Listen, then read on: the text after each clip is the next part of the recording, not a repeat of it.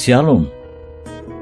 Renungan kali ini berjudul Kekudusan Allah, Menyembah Allah, Bersyukur dan Memuji Allah, oleh Evangelis Lokamanya Prawiro.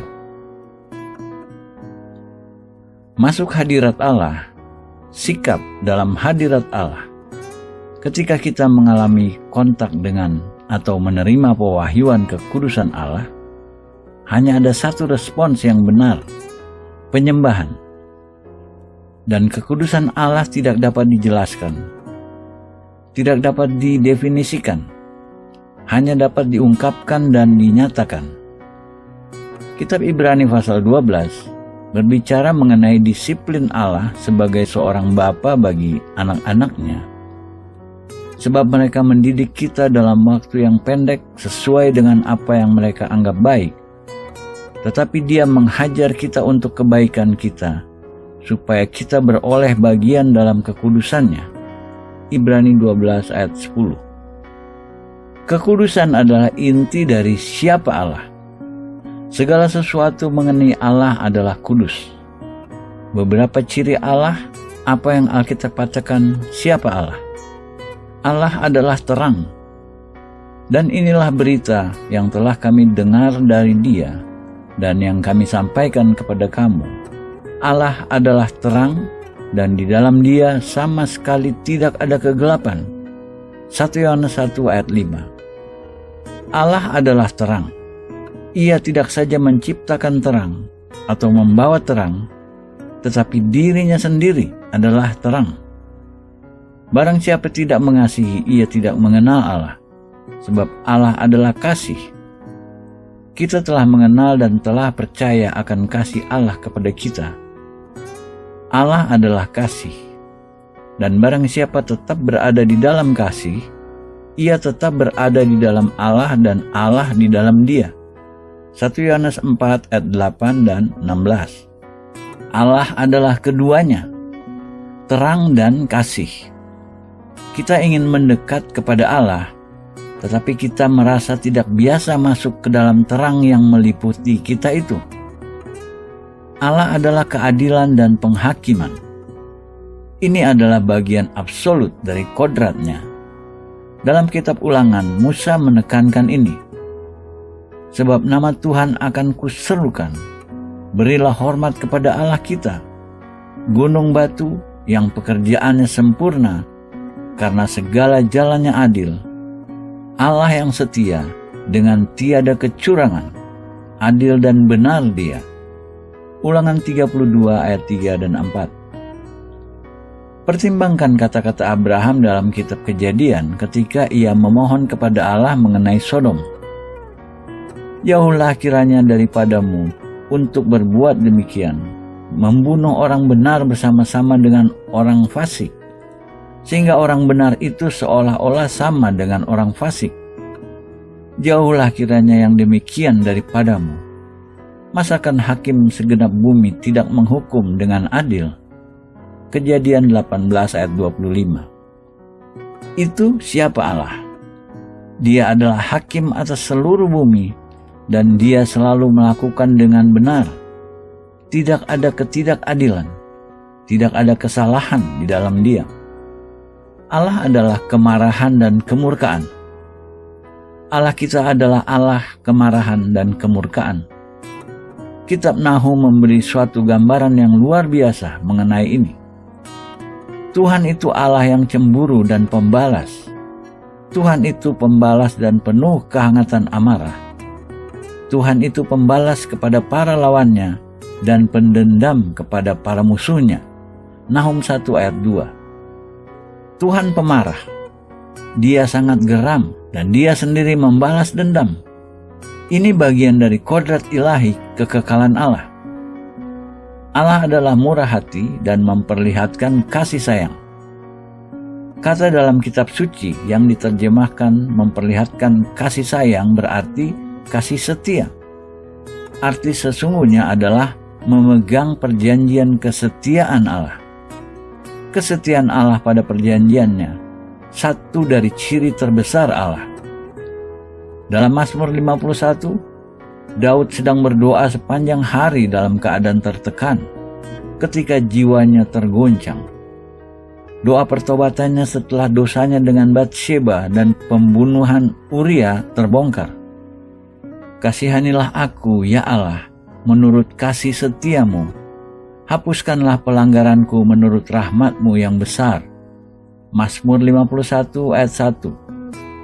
Menurut kasih setianya adalah referensi kepada kesetiaan Allah memegang perjanjiannya. Daud pada dasarnya berkata, Engkau sendiri sudah komit untuk mengampuni jika aku memenuhi syarat-syaratnya. Aku memohon kepadamu dengan dasar itu. Betapa pentingnya dapat mendekati Allah dengan dasar itu.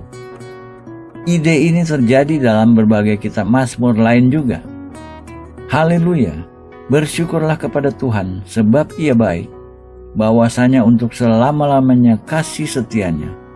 Mazmur 106 ayat 1. Allah adalah kasih karunia.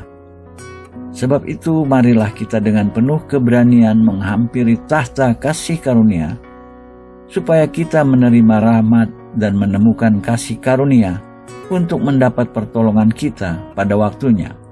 Ibrani 4 ayat 16.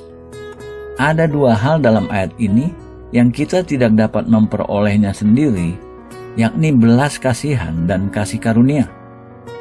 Kita pertama butuh belas kasihan, tetapi kita butuh kasih karunia juga. Kasih karunia pun tidak dapat diperoleh sendiri. Kita butuh belas kasihan untuk masa lalu dan kasih karunia untuk masa depan.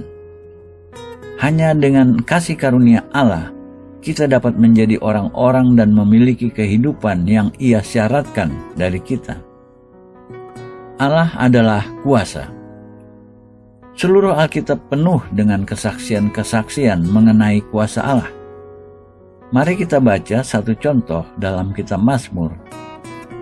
Tuhan adalah Raja. Ia berpakaian kemegahan. Tuhan berpakaian, berikat pinggang kekuatan.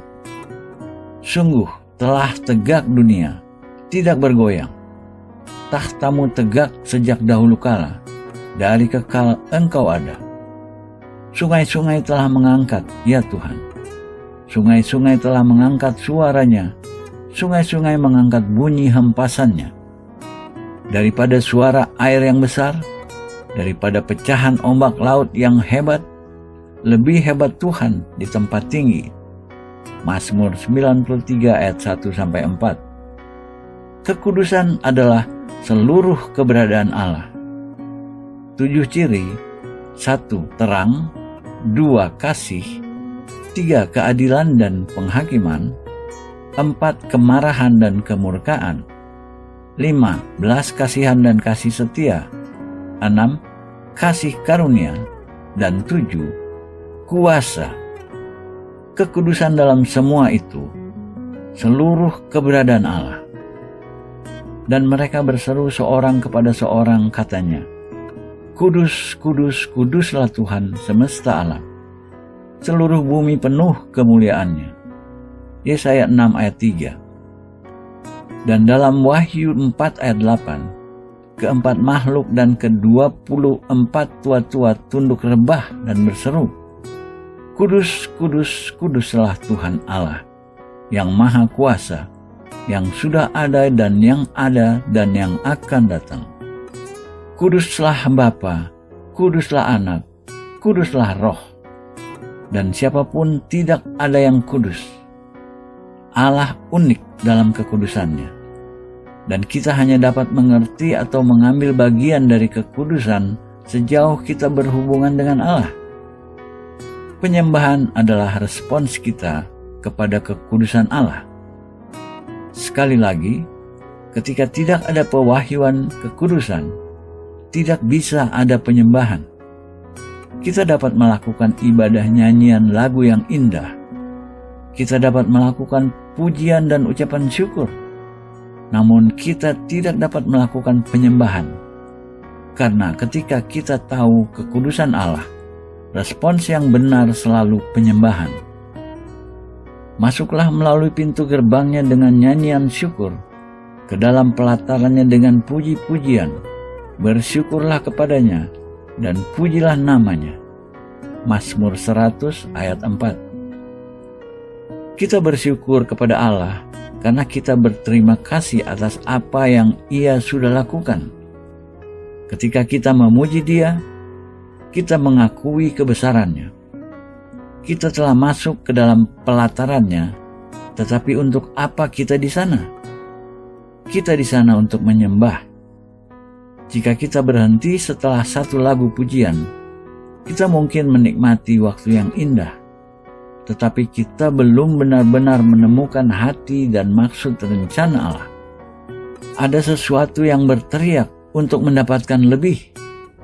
Kita menginginkan hadirat Tuhan. Kita rindu untuk mengalami kontak langsung dengan Allah yang hidup dan untuk mempersembahkan kepadanya satu-satunya yang dapat kita persembahkan, penyembahan kita. Mari kita tanya Tuhan jika oleh kasih karunia-Nya, Ia memampukan kita masuk ke dalam hadirat-Nya. Karena ketika kita dalam hadirat-Nya, kita mulai benar-benar menyembah. Penyembahan adalah satu dari tema utama Alkitab dan sesuatu yang penting sekali dalam kehidupan orang percaya. Penyembahan terjadi di dalam hati, persembahan kita.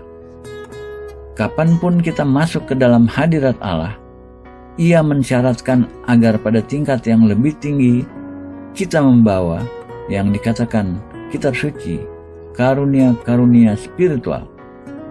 Karunia-karunia spiritual ini adalah ucapan syukur, pujian, dan penyembahan. Ucapan syukur berhubungan dengan kebaikan Allah. Pujian berhubungan dengan kebesaran Allah. Penyembahan berhubungan dengan kekudusan Allah. Kekudusan berada dalam suatu tingkatan tersendiri. Atribut Allah yang paling sulit bagi pikiran manusia untuk dimengerti karena tidak ada persamaannya di dunia.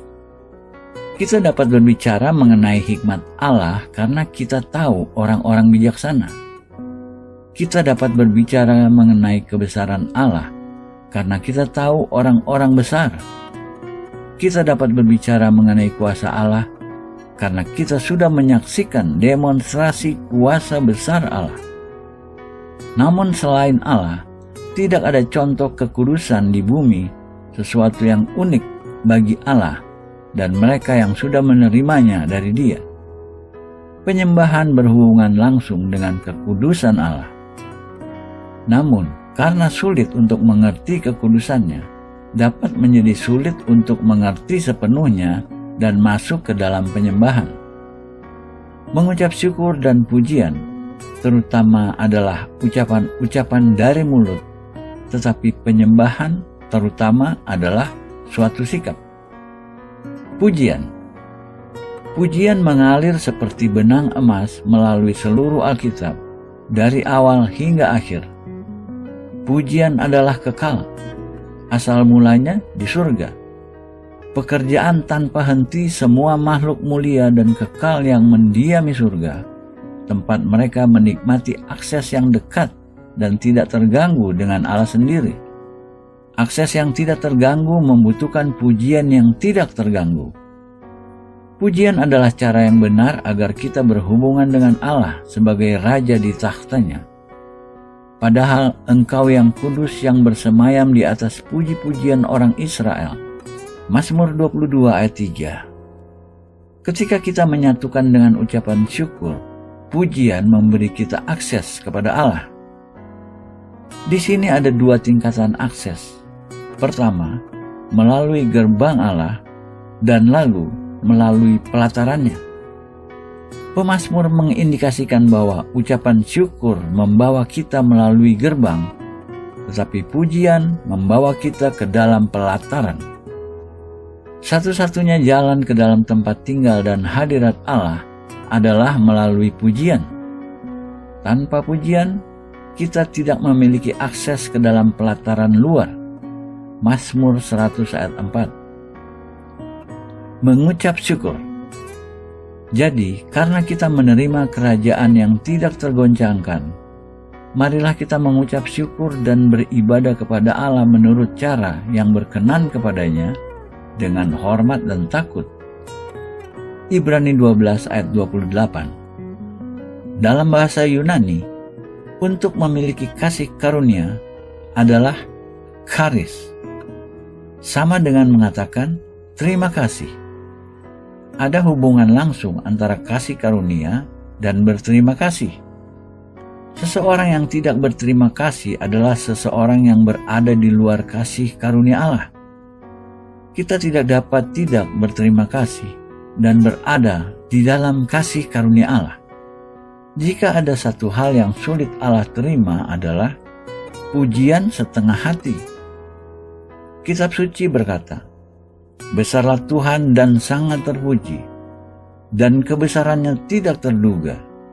Mazmur 145 ayat 3. Sebenarnya, jika kita tidak siap untuk memuji Dia dengan kebesarannya, lebih baik jangan lakukan sama sekali. Biarlah kita menghadap wajahnya dengan nyanyian syukur, bersorak-sorak baginya dengan nyanyian Mazmur. Mazmur 95 ayat 2. Perhatikan lagi dua tahap akses mengucap syukur dan memuji. Tidak ada jalan menuju hadirat Allah. Alkitab sangat logis. Tidak hanya meminta kita untuk mengucap syukur dan memuji, tetapi juga mengatakan pada kita apa alasannya. Sebab Tuhan adalah Allah yang besar, dan Raja yang besar mengatasi segala Allah. Mazmur 95 ayat 3. Kita melihat Dia sebagai pencipta yang besar. Bagian-bagian bumi yang paling dalam ada di tangannya. Puncak gunung-gunung pun kepunyaannya. Kepunyaannya laut, Dialah yang menjadikannya, dan darat, tangannya lah yang membentuknya. Mazmur 95 ayat 4 dan 5. Maka kita datang mengucap terima kasih kepadanya, memuji Dia atas keindahan ciptaannya. Hanya itu jalan akses kita. Dalam ayat 6, kita datang untuk menyembah. Pujian dan ucapan syukur adalah sesungguhnya pendekatan kita ke dalam penyembahan. Begitu kita datang untuk menyembah, itu menjadi sikap. Masuklah, marilah kita sujud menyembah, berlutut di hadapan Tuhan yang menjadikan kita. Mazmur 95 ayat 6. Di sini kita telah mulai dari ucapan menjadi sikap. Penyembahan sejati bukan ucapan, tetapi sikap. Respons kita yang benar. Ketika kita datang kepada Allah dengan pujian dan ucapan syukur, visi kita menjadi lebih fokus pada Allah. Ini penting untuk penyembahan, karena musuh besar penyembahan adalah pemusatan pada diri, self-centeredness. Selama kita semua terbungkus dalam diri sendiri dan masalah pribadi kita dan semua hal-hal yang terjadi di sekeliling kita, kita tidak dalam posisi menyembah Allah, di mana penyembah diekspresikan dalam sikap. Mazmur 95 ayat 6. Pertama, menyembah memisahkan kita sebagai umat Allah. Alasan yang diberikan untuk menyembah adalah sebab Dialah Allah kita, dan kitalah umat gembalaannya dan kawanan domba tuntunan tangannya. Mazmur 95 ayat 7. Dengan menyembah Allah, kita mendeklarasikan, dengan tindakan itu, siapa Allah kita? Satu-satunya yang kita sembah adalah Allah kita. Itu sebabnya begitu penting kita menyembah Dia dan tidak ada yang lain. Menyembah memisahkan kita sebagai umat Allah. Kedua, menyembah adalah respons kita yang benar kepada kasih dan pemeliharaan Allah yang lembut kepada kita. Kitalah umat gembalaannya.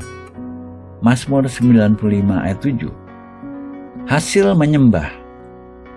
Mazmur 95 menggambarkan dua hasil menyembah Dan pada akhirnya, ada harga yang harus dibayar jika gagal menyembah. Janganlah keraskan hatimu seperti di Meriba, seperti pada hari masa di padang gurun, pada waktu nenek moyangmu mencobai aku, menguji aku, padahal mereka melihat perbuatanku. 40 tahun aku jemu kepada angkatan itu, maka kataku, mereka suatu bangsa yang sesat hati, dan mereka itu tidak mengenal jalanku. Sebab itu aku bersumpah dalam murkaku, mereka takkan masuk ke tempat perhentianku.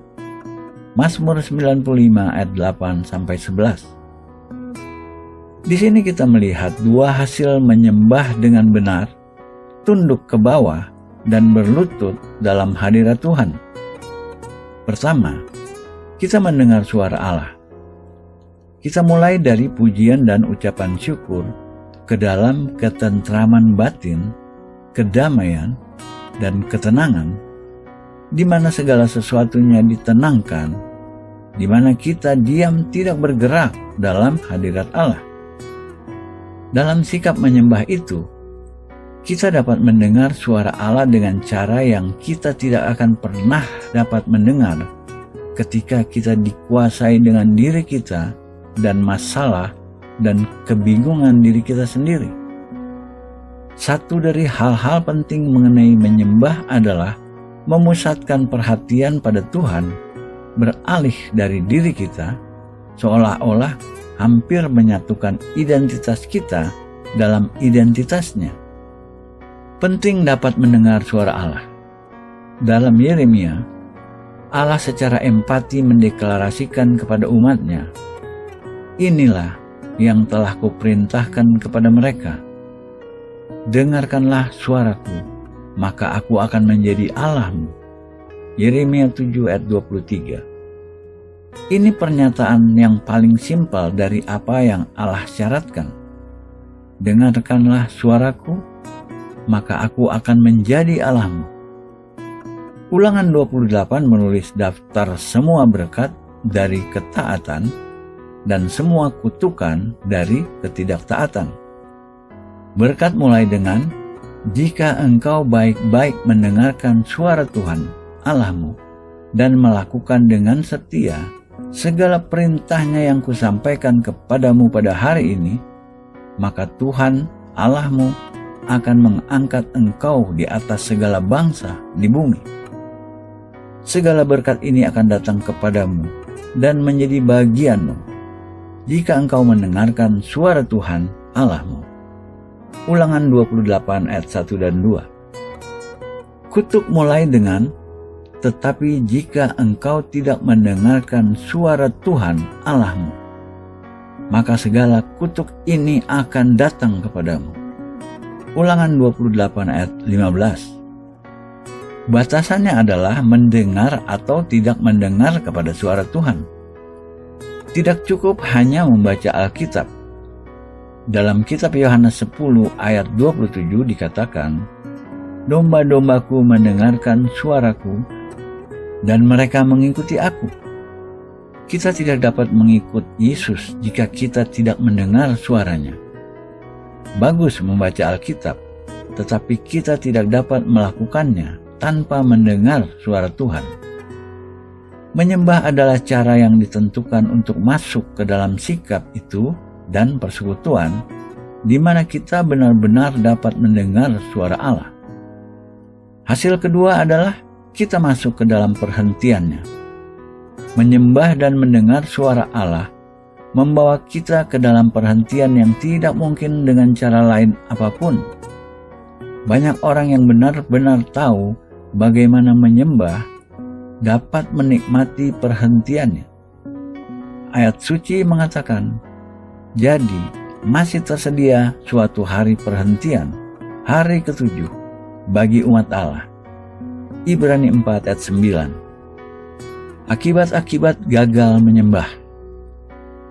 Baca dalam Mazmur 95 ayat 7-11, kita melihat akibat-akibat dari gagal menerima panggilan Allah untuk menyembah.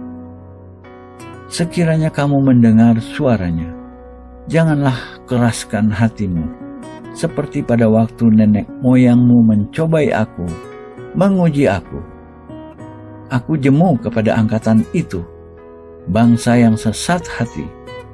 Mereka takkan masuk ke tempat perhentianku.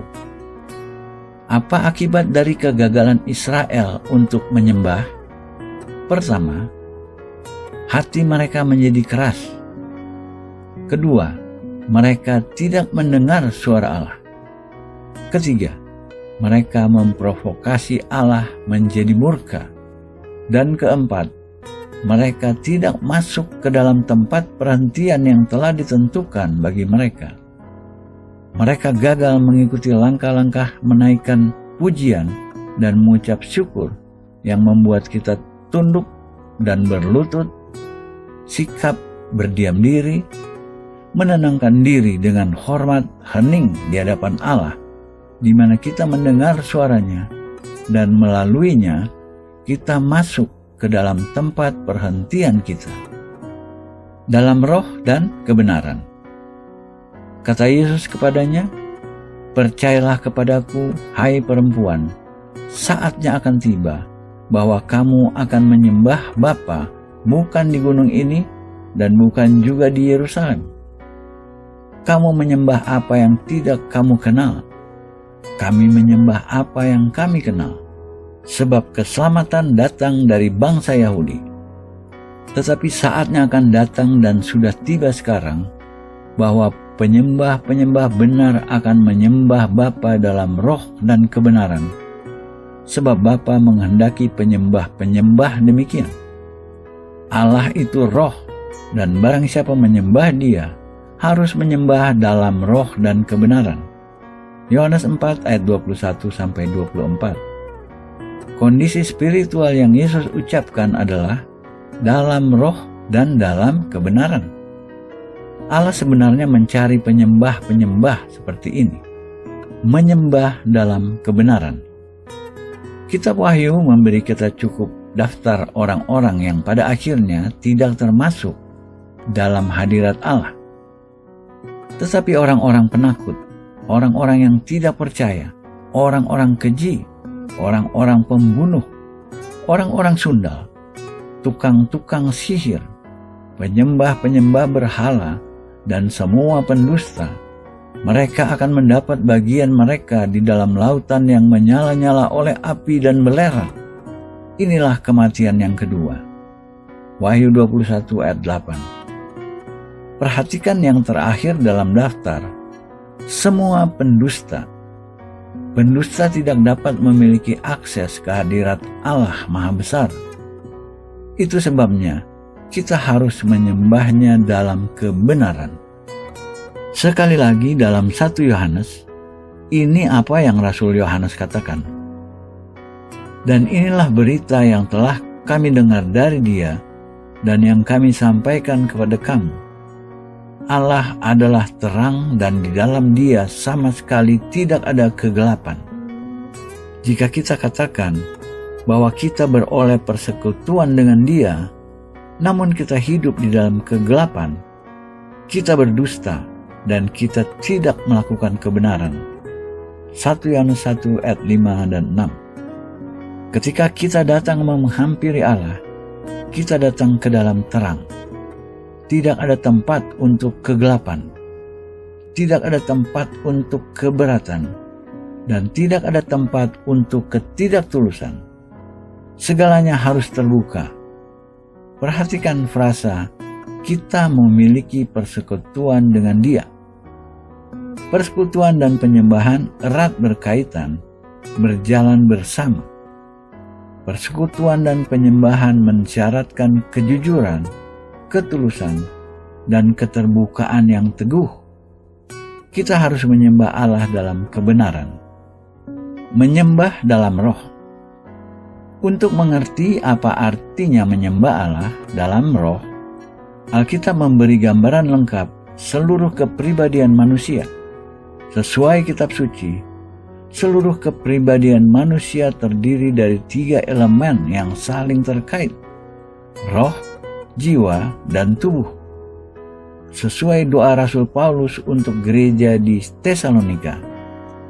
Semoga Allah damai sejahtera menguduskan kamu seluruhnya, dan semoga roh, jiwa, dan tubuhmu terpelihara sempurna dengan tak bercacat pada kedatangan Yesus Kristus, Tuhan kita. 1 Tesalonika 5 ayat 23. Kita tahu apa itu tubuh. Jiwa adalah ego, atribut yang berkata aku akan atau aku tidak akan, dan aku pikir atau aku tidak pikir.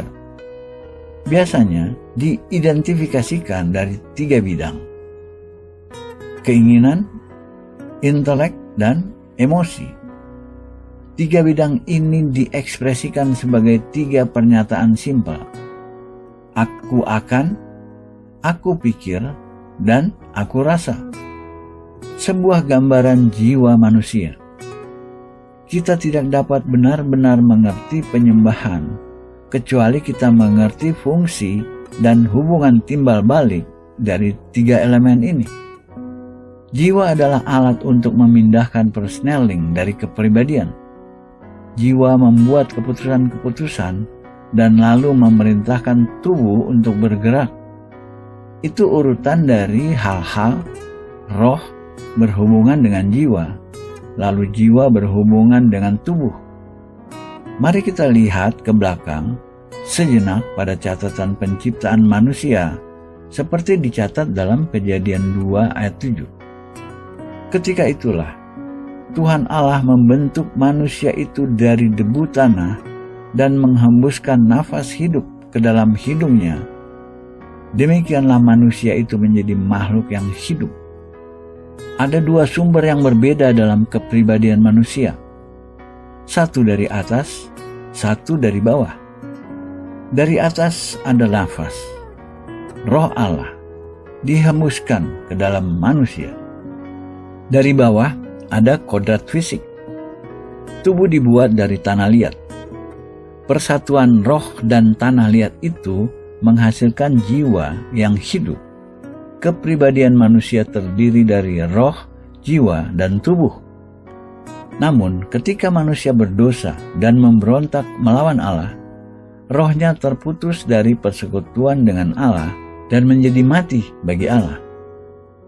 Maka manusia lalu, dalam terminologi Alkitab, kamu dahulu sudah mati karena pelanggaran-pelanggaran dan dosa-dosamu.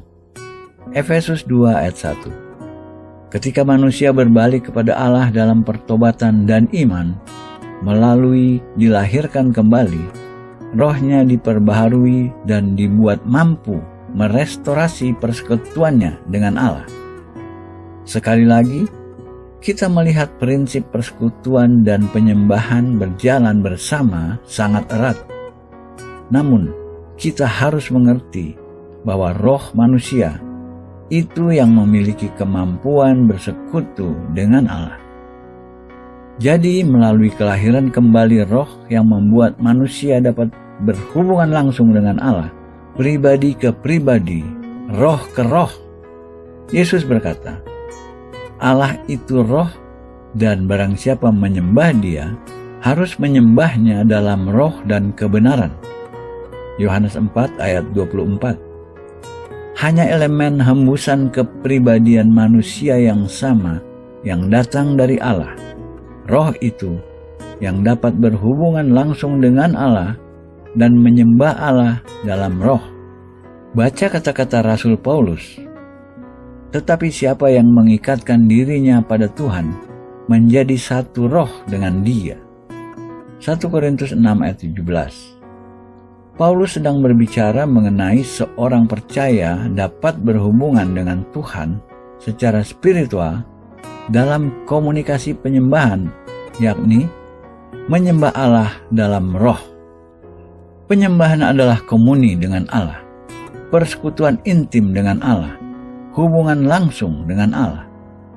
Baik jiwa maupun tubuh manusia tidak memiliki kemampuan itu. Hanya roh manusia yang memiliki kemampuan unik ini. Hubungan dengan Allah yang paling berharga, hubungan persatuan dan komuni yang datang melalui penyembahan. Ini aktivitas terpenting yang manusia dapat lakukan, menyembah Allah dalam roh dan dalam kebenaran. Kita harus membawa seluruh kepribadian kita sejalan dengan Allah dan merespons kepada Dia sesuai keinginannya. Roh kita harus bekerja melalui jiwa untuk menggerakkan tubuh kita. Begitu cara bekerjanya. Maka, ketika roh kita ingin menyembah Allah, tidak banyak yang dapat dilakukan tanpa kerjasama jiwa dan tubuh. Dan roh yang tidak dapat menyembah Allah karena jiwa dan tubuh tidak bekerja sama adalah roh yang terbelenggu. Tubuh untuk roh itu menjadi sebuah penjara. Diam, tidak dapat merespons. Suatu anugerah bagi kita, Allah menyediakan peta jalan untuk menyembah. Dia telah memberi kita sebuah model untuk diikuti yang akan memimpin kita ke dalam penyembahan dan ke dalam hadirat-Nya. Model ini adalah tabernakel. Tubuh kita dikuduskan oleh darah dan air. Tabernakel Musa adalah satu dari fenomena luar biasa dari kitab suci, digambarkan khususnya dalam kitab Keluaran pasal 21 sampai 30 dan 35 sampai 40.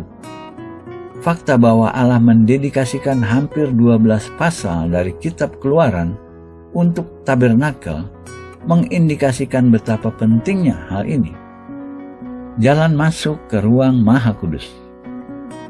Jalan masuk ke dalam kesempurnaan, kedewasaan, kelengkapan, dan kepenuhan adalah jalan masuk ke ruang Maha Kudus yang diungkap dalam kitab Ibrani dan tidak ada dalam kitab lain dalam Perjanjian Baru. Di sini kita melihat dasar Alkitabiah menggunakan tabernakel sebagai pola cara untuk mencari Allah. Frasa jalan ke tempat yang kudus, Ibrani 9 ayat 8, diambil dari pola tabernakel. Sekiranya ia di bumi ini, ia sama sekali tidak akan menjadi imam, karena di sini telah ada orang-orang yang mempersembahkan persembahan menurut hukum Taurat. Pelayanan mereka adalah gambaran dan bayangan dari apa yang ada di surga, sama seperti yang diberitahukan kepada Musa ketika ia hendak mendirikan kemah. Ingatlah, demikian firman-Nya, bahwa engkau membuat semuanya itu menurut contoh yang telah ditunjukkan kepadamu di atas gunung itu. Ibrani 8 ayat 4 dan 5. Ayat 5 di atas adalah kata-kata yang mengindikasikan bahwa tabernakel adalah contoh atau gambaran dan bayangan dari apa yang ada di surga. Realitas material yang merefleksikan pengungkapan kebenaran spiritual. Dalam Ibrani 9 ayat 23-24 disebut lagi, jadi segala sesuatu yang melambangkan apa yang ada di surga haruslah ditahirkan secara demikian, tetapi benda-benda surgawi sendiri oleh persembahan-persembahan yang lebih baik daripada itu. Sebab Kristus bukan masuk ke dalam tempat kudus buatan tangan manusia yang hanya merupakan gambaran saja dari yang sebenarnya, tetapi ke dalam surga sendiri untuk menghadap hadirat Allah guna kepentingan kita. Tabernakel mengungkapkan bagi kita sebuah pola jalan masuk ke dalam tempat Maha Kudus, ke dalam hadirat Allah Maha Besar. Ada akses jalan yang sudah ditentukan ke dalam tempat Maha Kudus dan dinyatakan kepada kita dalam bentuk berbagai bagian dan berbagai benda furniture sepanjang jalan. Tabernakel adalah struktur yang terdiri dari 3 bagian. 1. Pelataran. 2. Ruang kudus di belakang tirai pertama. Dan 3. Ruang Maha Kudus di belakang tirai kedua. Struktur Tritunggal. 1 struktur dengan 3 bagian. Struktur ini penting dalam berbagai hal, menggambarkan kodrat Allah, Bapa, Anak, dan Roh Kudus, menggambarkan kodrat surga. Kitab suci mengacu pada Paulus diangkat ke surga ketiga, 2 Korintus 12 ayat 2. Menggambarkan kodrat manusia, tubuh, jiwa, dan roh. Satu cara untuk membedakan bagian-bagian ini dengan jenis sinar terang yang tersedia. Dalam pelataran, sinar terangnya alami, dari matahari pada siang hari, bulan dan bintang pada malam hari. Dalam ruang kudus di belakang tirai pertama, sinar terangnya artifisial, diterangi dengan kandil emas. Namun dalam ruang maha kudus, di belakang tirai kedua, tidak ada sinar terang alami dan tidak ada sinar terang artifisial. Satu-satunya sinar terang hanya oleh hadirat supernatural Allah Maha Besar yang tinggal dalam area kecil di dalam kemah. Hadirat Allah itu yang membawa sinar terang. Dalam Ibrani, Shekinah berarti untuk tinggal, kemuliaan Allah yang dapat dilihat, visible.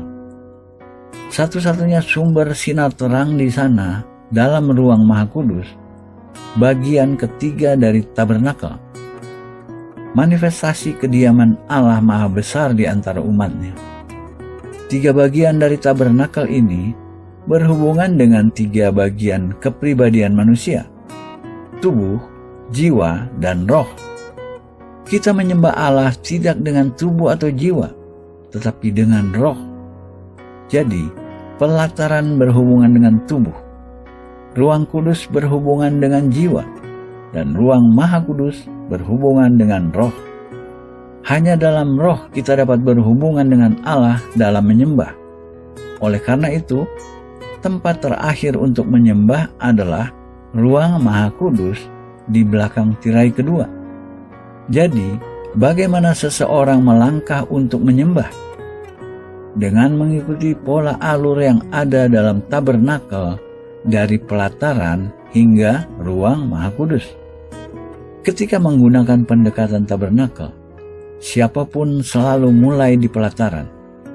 Begitu pula ketika menghampiri Allah, kita selalu mulai dalam fisik, alam natural.